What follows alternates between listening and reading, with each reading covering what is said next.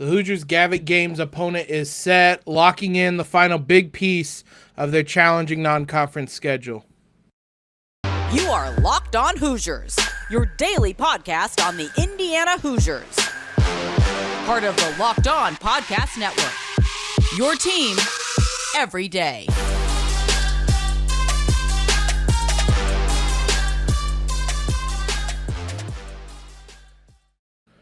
What is up, guys? It is Wednesday, June 29th. This is Locked On Hoosiers, your one and only daily one-stop shop for everything IU athletics. I'm your host, as always, Jacob Rude. Want to thank you guys for making Locked On Hoosiers your first listen every single day. The missing piece in IU's non-conference schedule was filled in on Tuesday when the Hoosiers found out their Gavitt Games opponent. They'll be meeting Xavier, a regional team, one I'm sure a lot of IU fans know at least something about, but a team the Hoosiers have not played historically. Should make for a very interesting matchup. With that, we basically know what the schedule is going to be at this point, minus a few non-conference games that are going to be more cupcakes. We have a pretty good sense of what the non-conference schedule is going to look like. We're going to go through that today as well. But let's talk about Xavier. It's, like I said, an interesting opponent, a fun game. I like playing new opponents, different teams. As much fun as an IU-UNC game is going to be, UNC is a team we kind of routinely play in the Big Ten ACC Challenge. It's fun to get a new team to play against a different kind of opponent. So Xavier's a team the Hoosiers just have not played hardly at all. We'll talk about the previous matchups here in a minute. But this is going to be the first trip to the, I believe it's pronounced Cintas Center. It used to be Fifth Third Bank Arena, whatever you want to call it. That arena in Cincinnati, this is the first time the Hoosiers are going to be going there. The other kind of fun storyline is it's a meeting against Jerome Hunter, former Hoosier. IU will get to match up against him as well. But fun is a word I'm going to keep using because I think it's an apt word. It's going to be a challenging game, but it's not challenging in a sense like Kansas, Arizona, UNC, where those are kind of top tier or presumably top tier programs. Xavier's still going to be kind of on the edges of the top 25, maybe by this point in the season, a couple upsets or things along that nature. They'll be kind of a solidified top 25 team. So to go on the road against a top 25 team like that is going to be big. IU's going to get a chance early on in the season to play a team on the road that's going to be, based on preseason projections, I know this is really early. We're still in June talking about this, but this figures to be a tournament team for Xavier. So you're going on the road in a non-conference game to a tournament team. IU needs that. They didn't do that. They normally don't do that. That's just not something that IU does in general. So this wasn't, when Mike Woodson talked about beefing up the schedule, this wasn't really something, I don't know how much control schools have over these Gavitt games.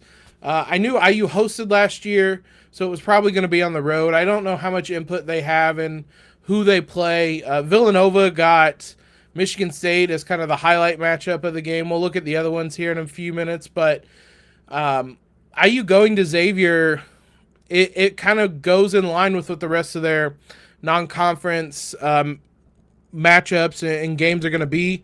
It's also not an area where IU typically goes. We saw what the turnout for IU was at Dayton.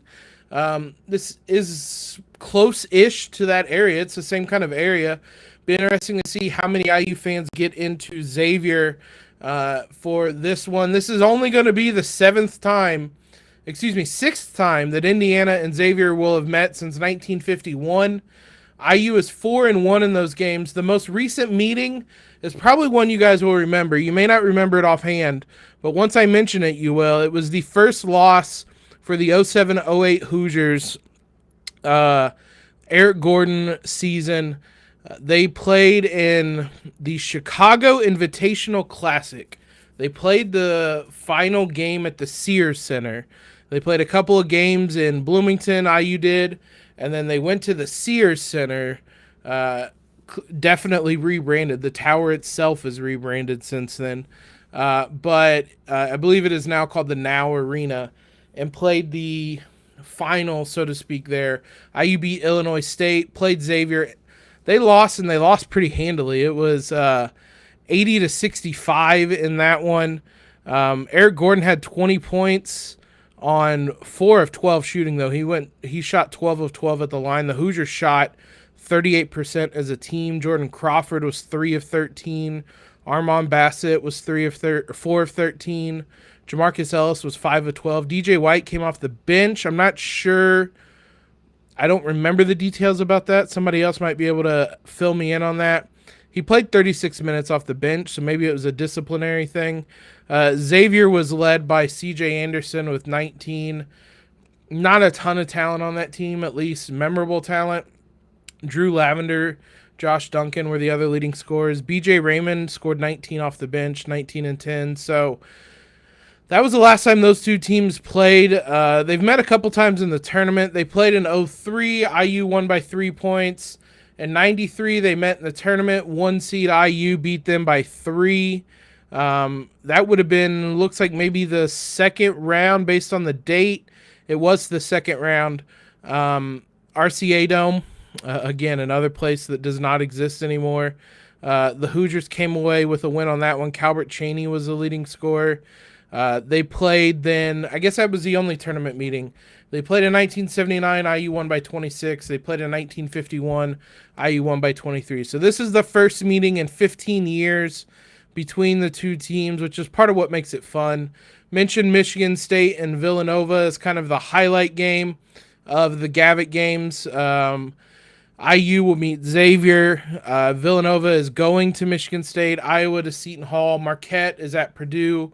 Butler is going to Penn State. I thought that was the other team that IU potentially could match up against. Would be a little weird with them just ending the Crossroads Classic and then playing Butler, but the Thad Matta connection seemed to make a little sense. I wouldn't be surprised if we pick up a series, maybe a home and home with them in the future. Northwestern at Georgetown, Nebraska at St. John's, DePaul at Minnesota rounds out the Gavitt Games. All that's according to John Rothstein. He is certainly reliable enough that I feel I can just kind of report it as fact. No UConn. I know they had a different kind of contractual agreement. They came into the conference after the Gavitt Games had started, so they kind of got an amended agreement there. IU versus UConn would have been fun, another matchup against a top team. Xavier's fun as well. I'm fine with that. IU's played UConn a handful of times recently. They haven't played Xavier. I enjoy fun games, so it'll be a new game for us to get ready for. And with this game, IU pretty much has their non-conference and conference schedule worked out. If we look back to last year, we compare it to what we know this year, we're able to kind of figure out what this schedule is going to look like. We're going to go through it and take a look at what this schedule will be like. Before we do that, though, let's talk about Rock Auto, who, with the ever-increasing numbers of makes and models, it's really impossible for your local auto parts chain store to stock all the parts you need. So why endure those often pointless or seemingly intimidating questions and wait while the person behind the counter orders the parts on their computer, choosing only the brand in their warehouse, if they even have it in their warehouse. Otherwise, they're going to have to order it online. Skip all that. All of that nonsense. Just go to rockauto.com at home or in your pocket. It's going to save you time. It's going to save you money. There's no markups. Like I said, that auto parts store is going to order a specific brand that gets them the most commission probably. You know a dealership's going to mark up prices as well. Skip all that. Just do it yourself. Avoid those markups because Rock Auto is a family business serving do-it-yourselfers for over 20 years. They're reliably low price for every customer. They're going to have everything you need, whether it's brake parts, whether it's tail lamps, whether it's motor oil, even new carpet. Go explore their easy-to-use website today to find the solution to your auto parts needs. Go to rockauto.com right now. See all the parts available for your car or truck. Right, locked on in their How Did You Hear About Us box so that they know we sent you. Amazing selection, reliably low prices, all the parts your car will ever need. rockauto.com. Thank you guys again for making Locked On Hoosiers your first listen every day. Join us over at YouTube. We have the episodes go up there daily at 7 a.m. You can join the conversation over there. Subscribe over there as well. Gavitt Games was kind of the final big missing piece in IU's non-conference schedule, and as a result, we have a pretty good idea of when, of what the schedule should look like, when the games are going to take place, all of that stuff. Since we last spoke, I believe, IU announced Hoosier Hysteria. It's going to be October 7th at Assembly Hall. That's always fun. It's particularly going to be fun this year because you have two top 25 teams with the men's and women's team. So that'll be enjoyable. About a month later, if we're basing this kind of off last year's schedule, IU's probably going to have two non-conference games early November. I believe one of them last year was like the 7th, and about a week later they played. Then we're going to have this IU Xavier game sometime around November 17th. That was when last year's game was. The 16th of November is that Wednesday. That's when it was last year. Probably that Wednesday, Thursday time period is when this game's going to be. The next week, IU has the games that we talked about previously in Bloomington against Miami, Little Rock, and Jackson State. Those three games are going to take place between the 20th and the 25th, right around Thanksgiving there. They'll have all three of those games. The week after that, November 30th, is when IU is going to play UNC. That'll be in Bloomington as well. So they're going to have those non-conference games. They're going to go to Xavier. Then they're going to have a stretch of games in Bloomington there for the second half of the month in November. Then they're probably going to start Big Ten play based on last year's schedule. Last year they played two games between their ACC Big Ten matchup and their next game. There's only about 10 days between the games this time. IU will play UNC on the 30th, and IU will go to Las Vegas to face Arizona on December 10th. So there's about 10 days there. They may try to squeeze two Big Ten games in there in that time frame. I would prefer just one, but they may try to squeeze two games in there in early December. And then, as I said, they go to Las Vegas on December 10th. They will go to Allen Fieldhouse in Lawrence on December 17th. They'll be back in Bloomington on December 23rd against Kennesaw State. And then there's probably, again, based on previous schedules, one more non-conference game right around New Year's Eve. I think it was on New Year's Eve they scheduled a game last year. I'd imagine it's going to be around that same time again this year. Have one more non-conference game, and then you're going into the Big Ten schedule after that. So that's the basis of what IU's schedule is looking like. And it's going to be a much, much different schedule than the Hoosiers have had in recent years. IU non-conference schedules have not been all that daunting. It wasn't really a point of emphasis for Archie Miller or Tom Crean. If there were challenging non-conference games, it was almost certainly out of their control with a tough Gavitt game or a tough Big Ten ACC game. Crean had the IU Kentucky series for a while that, I mean, clearly he wanted a round to some degree, but there weren't these IU Arizona, IU Kansas games that IU had then. That's the big difference in this schedule versus other ones. We've talked a lot about it, but if your main games were the Xavier game, the UNC game, and then the Crossroads Classic, this is kind of why this is the argument for getting rid of the Crossroads Classic. And it's easier to make this argument now that we have this new schedule in front of us, because we see time and time again, March Madness comes around, the selection committee values competitive non-conference games. It doesn't even have to be, you don't even have to win them. Like, if you're just playing tough non-conference schedules, they're going to reward you for that.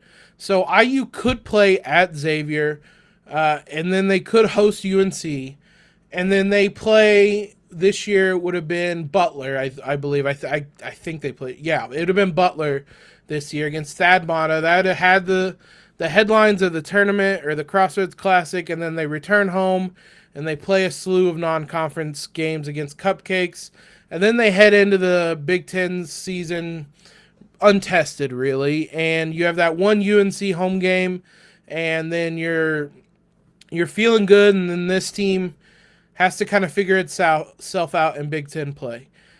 The counter to that is getting rid of the Crossroads Classic. It opens up the month of December more so that you can go to Las Vegas against Arizona. You can go to Kansas. And suddenly, this Xavier game, which if it were played this season would be the second toughest non-conference game IU will play, is third toughest, or fourth toughest, at best. They're going to play at Kansas. They're playing a neutral site game in Arizona on the West Coast, or in the western side of the United States. That's not a neutral game. There's going to be more Arizona fans there. They're playing UNC. So suddenly this Xavier game is just another challenge for them. And that's the argument for beefing up the schedule and getting rid of the Crossroads Classic. There are other arguments we talked about when it comes to the fact IU and its fans were carrying that Crossroads Classic, and they weren't really getting out of it what they were putting into it. It just made sense to move on from it. If Butler and Notre Dame were a lot better and they were on the level of even there's a lot of years they're not even up to Xavier's level, but even better than that, maybe you keep it around. But ultimately, this is why you get rid of it, because now IU, there are not going to be many non-conference schedules tougher than this one IU has next season. It's going to be a really, really short list. You have 2 true road games at Xavier and Kansas. You have a neutral site game against a top 25 team. You're going to have a top 10 team at home. This team is going to get tested before they even really get into Big Ten play. They're going to know who they are, and I think that's a big difference. Hopefully it pays big dividends next season, because this is the type of schedule I want for the type of team Indiana is going to have. A team with a lot of veterans. There are some young guys that are going to work their way into it, but a lot of veterans who are familiar with themselves, with the roles they're going to play, with their teammates, with their coach. And now you can take the step forward and play these tougher teams because you're not trying to figure things out this season. So this is exciting. I'm ready for this schedule. We need to start a countdown until Hoosier Hysteria, because this is going to be a lot of fun. Sticking on the topic of basketball, NBA free agency starts tomorrow. We have an IU player I totally haven't talked about. We haven't mentioned Thomas Bryant at all. So we'll get a little caught up on him, look toward free agency and the Hoosiers that are going to be involved in it here in a moment. BetOnline.net is your number one source for all your betting needs and sports info. Find all the latest sports developments, league reviews, and news, including, the Stanley Cup is over, so no longer including the Stanley Cup, but it is still including Major League Baseball. There are plenty of future bets you can do as well. So we just mentioned MLB or NBA, there are plenty of future bets for the NBA. We've mentioned that Indiana is listed in the future NCAA champions. Are coming off at 33-1 odds. UNC is at 8-1. Some of the other teams, Kansas is 14-1. Arizona's 25-1. Looking at IU's schedule to give you a sense, Xavier's 100-1. So IU's going to have a tough schedule, but they're right there in the thick of things with this one. BetOnline is your continued source for all your sporting wagering information, including live betting, esports, and scores.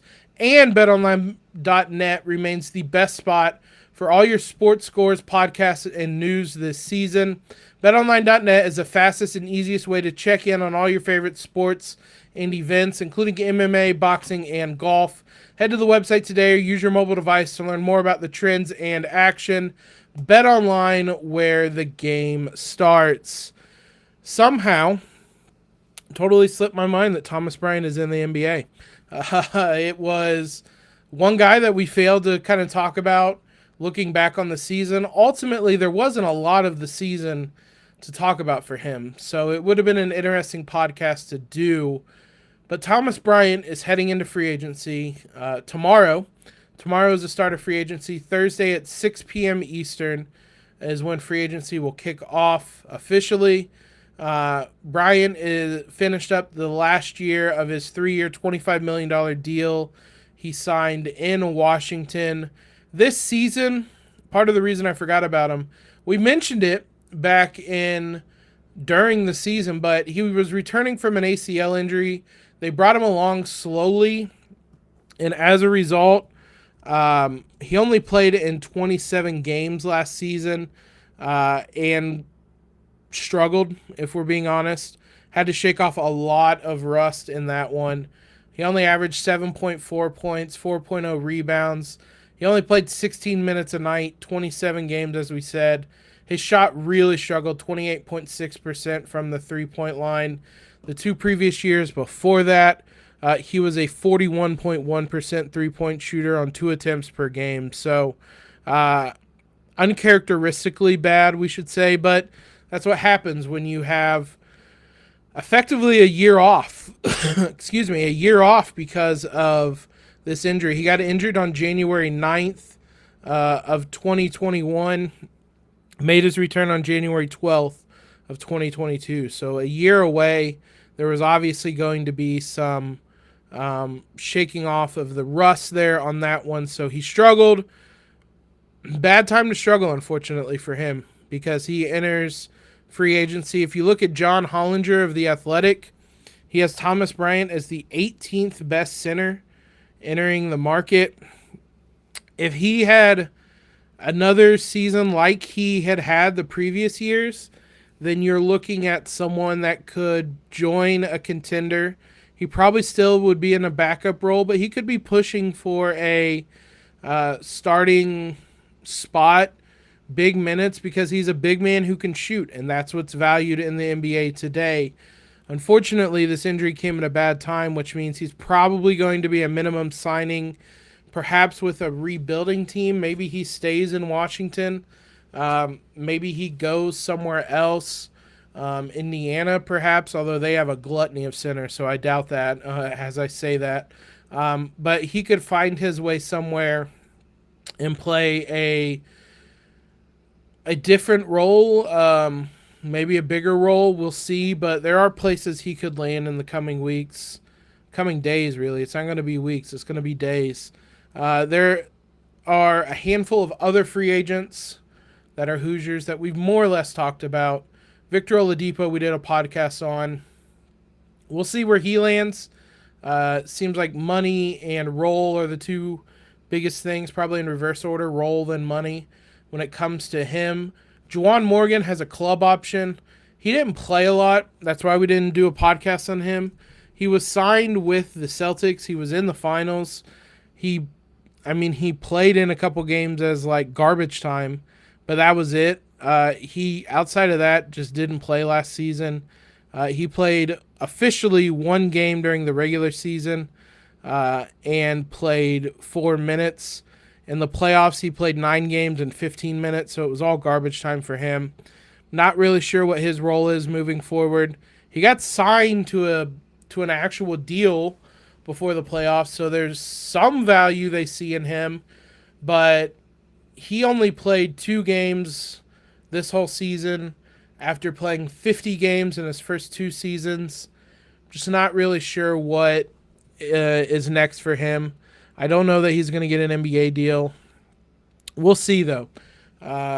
He has a little bit more of a game for a modern big man, but his three-pointer just hasn't really come around. He's a 34% three-point shooter, which isn't awful, but you would want better for someone that can't really play the 5. 38% in the G League last year, where he played 13 games. So we'll see if he sticks around in the NBA. He might have about 1 more shot in him, and then potentially we're looking at playing overseas. I think he'd do well overseas, a little bit more open of a game. He might be able to play a little bit bigger of a role on teams overseas. Last guy we didn't do a podcast about, we we haven't really talked about him at all since he went down with a season-ending injury, is Cody Zeller. There wasn't a lot to talk about for last season, which is why I didn't do it. He played 27 games for Portland. We talked a lot about him last offseason. Or excuse me, heading into last season. We weren't around last offseason. Heading into last season, we talked a lot about him because he wanted to sign with a team that that was going to compete and he'd have a bigger role in. Then he chose Portland, bizarrely, who is not a team that was going to compete, and he did not have a bigger role. He ultimately plays 27 games and goes down with a season-ending injury. He's going to get another shot. He's got a lot more shots left. Like, he's not on the end of his career. He's still only 29 years old. He'll be 30 in October. The problem is just the amount of injuries he continues to have. Like, it's just a recurring trend, I should say. His first 4 seasons, he played over 60 games every time, over 63 games every time. And then he has not played more than 58 games in a season since then. And he's twice been under 40 games. So he's just not available. Availability is the best ability, which is just his problem. He's just not available. So I don't know. You're taking a risk signing him if you're an NBA team. So I just don't really know what situation he's going to fall into. I don't know if a competitive team wants to take the risk of signing him, knowing that for half the season there's a good chance he's not going to be available. So we'll see what it looks like for him. Again, hoping for the best. We'll find out within hours. We may know by Friday's episode where he's at, where Oladipo's at, and where Thomas Bryant's at. If any of those guys sign, or all of them ideally, we'll talk about it on Friday. I know I keep teasing this. Otherwise, we'll talk about IU's offensive line. There's just been news this week. I'm not going to – eventually I will do that podcast, I promise. But as long as there's news, we're going to kind of cover it. But thanks again, guys, for making Locked On Hoosiers your first listen every day. We'll be back on Friday with either an offensive line preview or an NBA free agency recap. Maybe both, depending on the news. Know what your team is up against across the Big Ten with Locked On Big Ten. Every day, host Nate Dickinson and his local experts of Locked On take you across the Big Ten in 30 minutes. Make Locked On Big Ten your second listen, Locked On Big Ten. I'll be on there for Thursday's episode. Make sure you guys tune in. Follow us on Twitter if you haven't already. Subscribe to the podcast. Leave a quick rating and review while you're over there. Helps us out a ton. Most importantly, though, guys, make sure you have a terrific, terrific Wednesday in LEO.